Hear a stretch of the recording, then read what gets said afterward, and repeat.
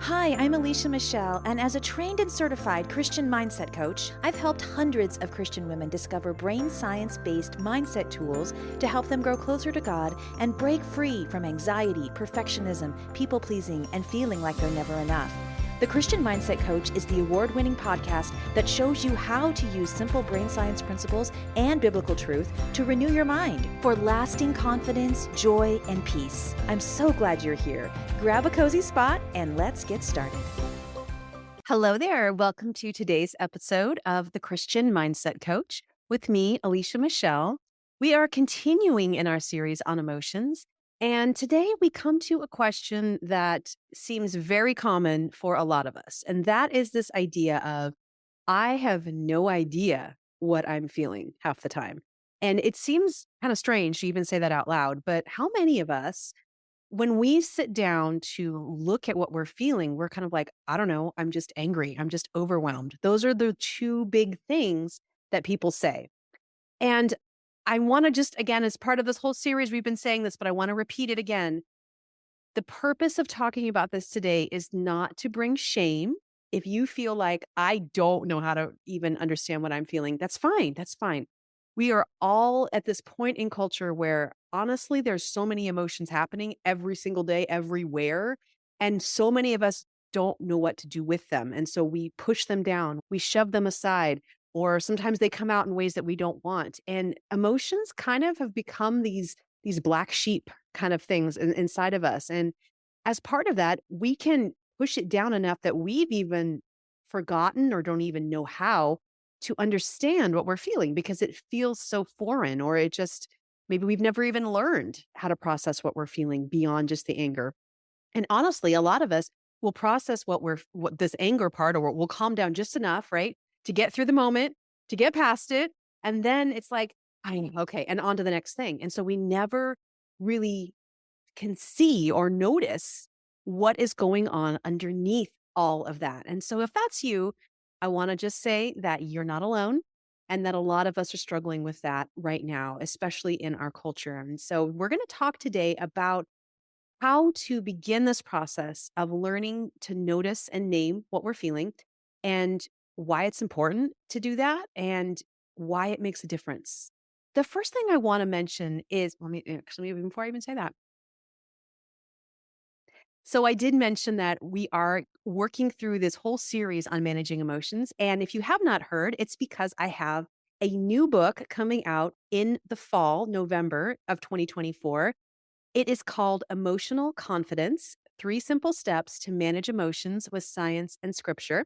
And I'm really excited about this book. This is my first traditionally published book. This topic is something that I have been working with women on for a very long time. I've coached hundreds of women, specifically one-on-one in this area, and spoken about this to tens of thousands. And so this book contains a very specific 3-step process that I teach women to manage their emotions, that not just gives you a tool, but it allows you to partner with God as you're doing it. And also to work with how he made your body, how he made our bodies from the scientific part of you. And so I feel like there's a missing piece in our conversation about emotions right now, where people really just talk about the science side and they ignore God, or they talk just about God and they don't understand the science side. So I love being able to help women learn how to partner with God and with how he made our bodies to work through emotions, to stop being afraid of what we're feeling and to really find more calm, to find better relationships, to be able to grow in their faith through emotions. It sounds kind of crazy that emotions can bring you closer to God, but truly, they absolutely can. So that's what we're talking about for all of these different episodes, why we're bringing up emotions, because this is the focus for the book. And if you would like to be a part of all that we're doing for the book, we have a book launch team that we're putting out. You can go to aliciamichelle.com/book-launch to learn more about how to be part of the team. And it's really simple. All we're asking is for ladies to pre-order the book, to leave a review on Amazon, and then to be willing to share once or twice on social media with friends. And if you are listening to this and it's actually after when the book has come out, the book comes out November 12th, 2024, then feel free to go ahead and purchase the book anywhere that you normally purchase books. It's on Amazon, it's on Barnes and Noble, wherever else you would pick up a book. you can go there to get that book just to kind of get some of the background information of what we're going to be talking about in these episodes. All right, so let's dig into this topic today. How to know what we're feeling. In her book, Dare to Lead, Brene Brown brings up this concept of something called, she labels as emotional literacy. And she describes emotional literacy as important as the ability to be able to have communicative language, to be able to speak. And she tells the story of like, if we can't name and articulate what's happening to us, we can't move through it. She compares emotional illiteracy to going to a doctor with having an excruciating pain, let's say in your shoulder, and you're not able to describe it because you have duct tape over your mouth and your hands are tied behind your back.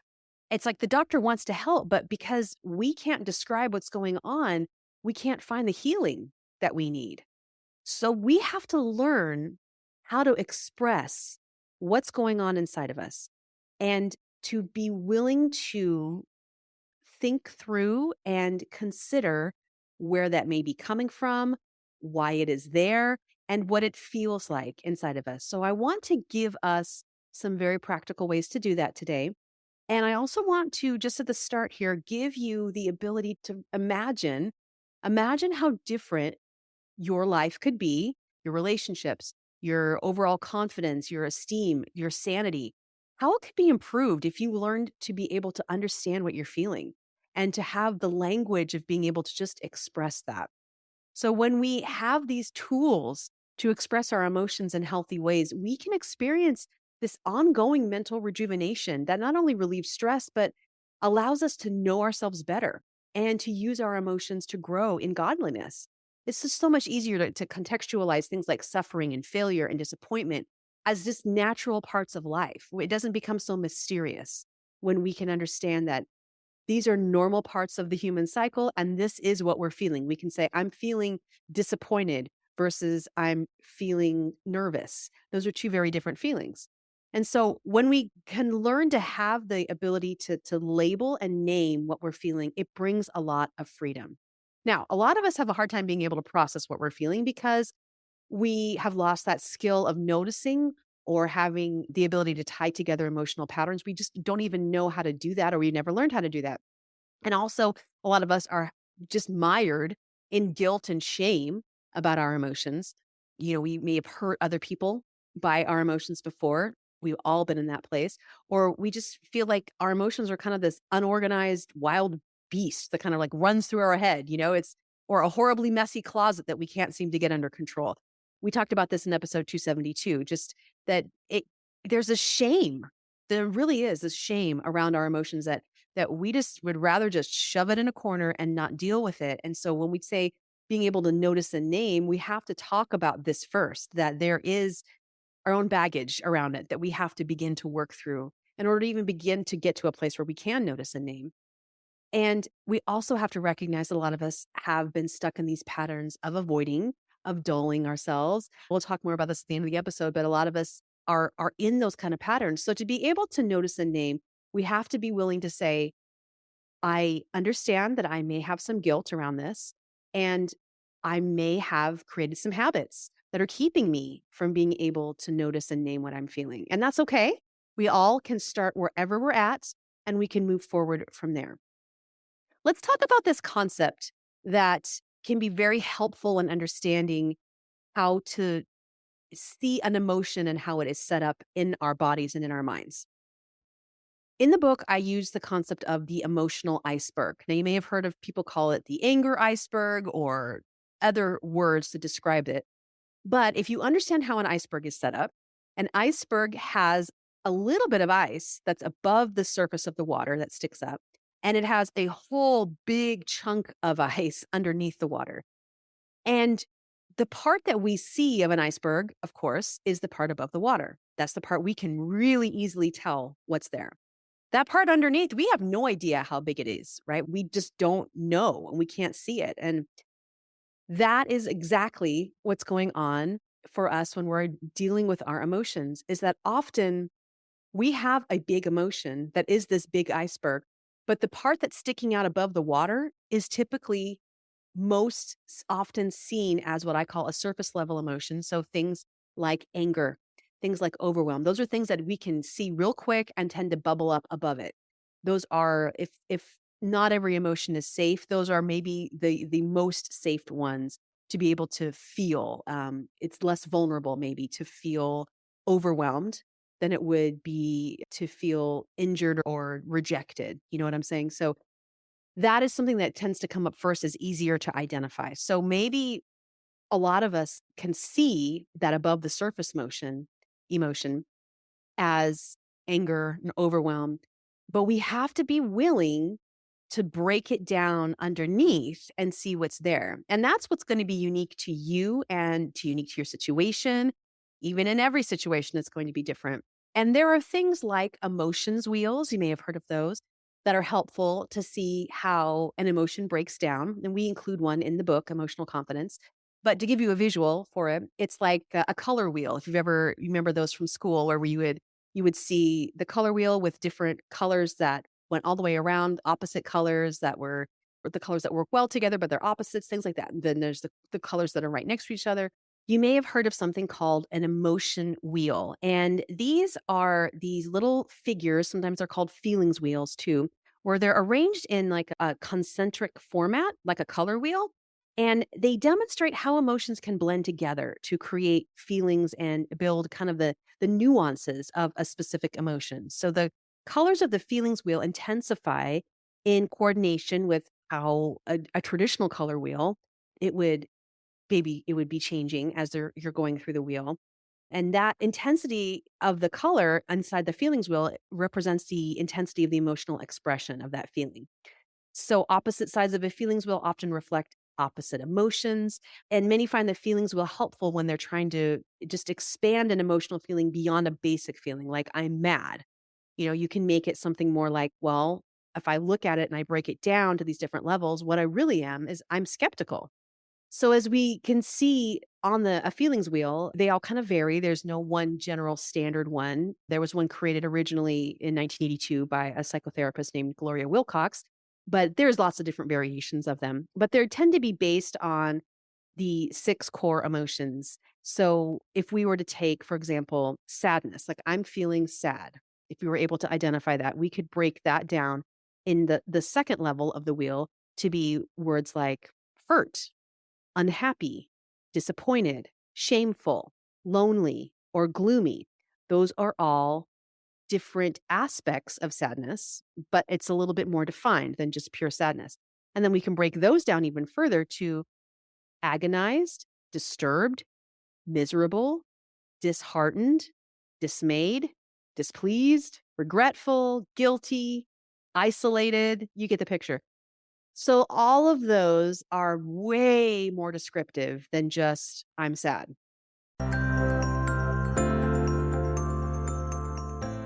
Hey, it's Alicia. If you have a hard time managing or even feeling your emotions, you are not alone. How do we know what we're feeling, especially when our emotions are so overwhelming and confusing? And what do we do with those feelings, especially as Christians who want to follow Jesus? If you're ready for more peace and calm in your emotions and to get off the crazy emotional roller coaster, you will love the practical strategies that I share in my new book, Emotional Confidence: 3 Simple Steps to Manage Emotions with Science and Scripture. You'll learn the 3-step process that I have taught to tens of thousands of women to partner with God to manage emotions. You'll learn how to handle emotional overwhelm, overthinking, and avoidance, to acknowledge feelings without judgment, to process emotions through God's clarifying lens of truth, and to courageously choose a scriptural response. Yes, you can honor your feelings without compromising biblical truth. Let me show you how to use both science and scripture together to become someone who handles her emotions with confidence. Learn more at aliciamichelle.com/emotional-confidence.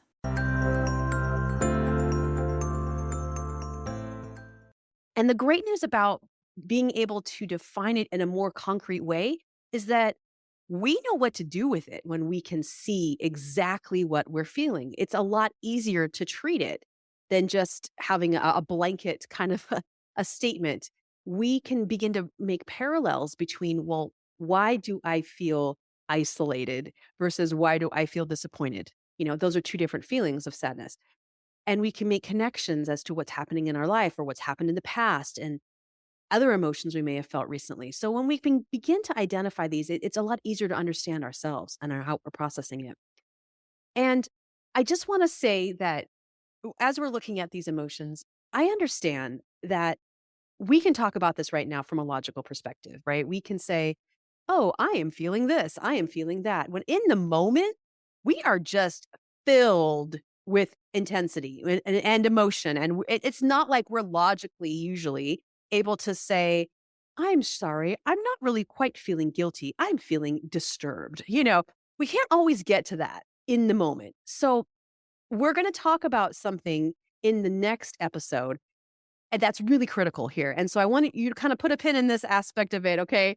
Because if you're thinking, yeah, that's real nice, Alicia, because when I'm feeling all these emotions, I can't even think straight, like let alone differentiate between the different emotions. So I hear you.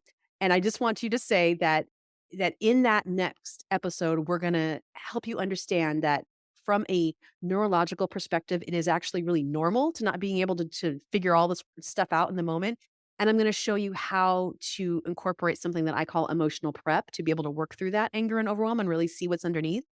But since we're talking about how to move through emotions and how to identify them, let's just keep moving here. Okay. So as we talk about how to notice and name what we're feeling, we have to consider from two perspectives. First, it's about understanding what's underneath there, kind of like what we've been saying. And in order to do that, in order to be able to say, I feel disappointed versus I feel disturbed, I encourage you to pay attention to two things. Now, keeping in mind, as you're paying attention to these things, these are all learned skills. So you may not even be able to notice these things as much as you want at first because you're still learning about how to notice it, and that's okay.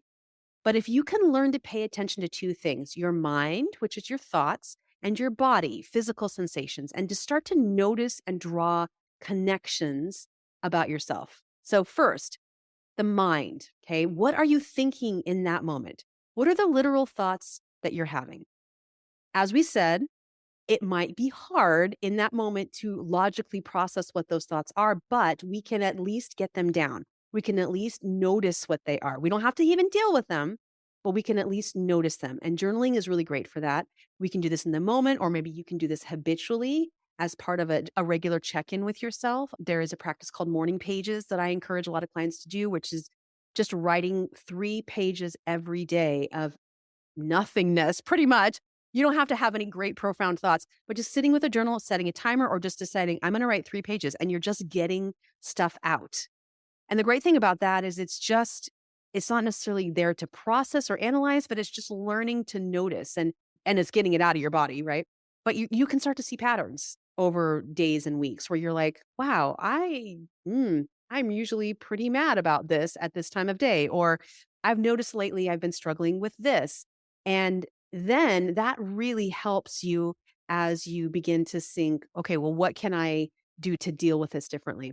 So as you start to notice these thoughts, you can start to see these patterns, like we said. So, for example, if I have thoughts like, I'm the only one who feels like this, or I wish someone would reach out to me, or why doesn't he or she do XYZ? It typically means that I am feeling lonely. So if I'm feeling like others need to reach out or others need to take that effort, it's kind of, I've learned to be able to ask myself, what is the need that I have that I'm looking for others to meet? There's clearly something missing here, Alicia. That's that hidden question. And often for me, that's a sign that I'm feeling lonely. So that can be really helpful. Now, as we think about what our emotions look like in our body, I would encourage you to ask yourself, what sensations are you noticing and how would you describe them? We're just noticing as a scientist, again, you're not necessarily needing to process them of what you want to change about them in the moment, but we're just talking about noticing. So for me, when I feel nervous, for example, or anxious, I can feel nauseated. I can feel dizzy. I feel like I have butterflies in my stomach. Sometimes if I am under a lot of high stress and I am feeling emotionally exhausted where I really just need rest. Like that's the answer to my issue, that it's not necessarily even that I'm struggling with a certain emotion, but I just am so fatigued from all the things that are going on. I will feel like I have a very strong headache or I feel kind of dizzy. So these are different sensations that we can feel. And it's important, though, to be able to tie the thoughts that we just talked about, the thoughts that we have, to the body sensation to discern what we're feeling, because sometimes we can have emotions that feel similarly in our bodies. For example, I also feel those weird butterfly feelings and dizziness when I know that God is calling me to do something very specific, but I'm hesitant to obey. Do you ever feel like that? Or I feel like this when I'm very excited about something, like when I almost like jittery, like I've had this huge caffeine burst. So like I don't drink caffeine, and everyone in my family knows this because I'm already pretty high energy. And when you throw caffeine into the mix, it's like I never stop talking and I'm just like la la la la la. And I it's not a good thing. But I can feel that same jitteriness when I'm excited or when I'm nervous. So it really takes an understanding of what are the thoughts that I'm having. Is this really a nervousness? Is this an excitement? Is this a fear that I need to address? We can learn to understand what those things are. So being able to understand what's underneath that iceberg by asking ourselves about looking at our mind, what are we thinking in the moment, the literal thoughts we're having, and noticing our body. What are the sensations that we are having? And how would you describe them specifically? And starting to see the patterns. Okay. So, second, when it comes to knowing and noticing what we're feeling underneath that overwhelm and anger, it is about a willingness to process what we might find under there. And this is what I would argue is probably the bigger issue. A lot of us may be willing to see what's there, but it can feel very scary. It can feel very daunting to know what to do with those emotions when we find them. Because truthfully, many of us have lost hope that it's even possible to manage our emotions. Maybe we've been hurt by other people who have blown up on us, reacted in ways that are inappropriate and not okay. Maybe we have been those people who have tried and tried again to get things under control. And we're like, I just, this is just who I am. This is just something that I have about myself. So this is just, there's no hope. Also, a lot of us feel like, it's quote, safer to just avoid our emotions, to stuff them, or to just dull our emotions, because again, we've seen that damage that they can cause. So we're like, I've got enough issues going on in my life. I don't need to open this huge whole can of worms and and try to figure out how to deal with this in a different way. And so there's this fear, this shame, this lack of hope. And when we aren't convinced that there could be ways that can be helpful, we're going to stay in that pattern.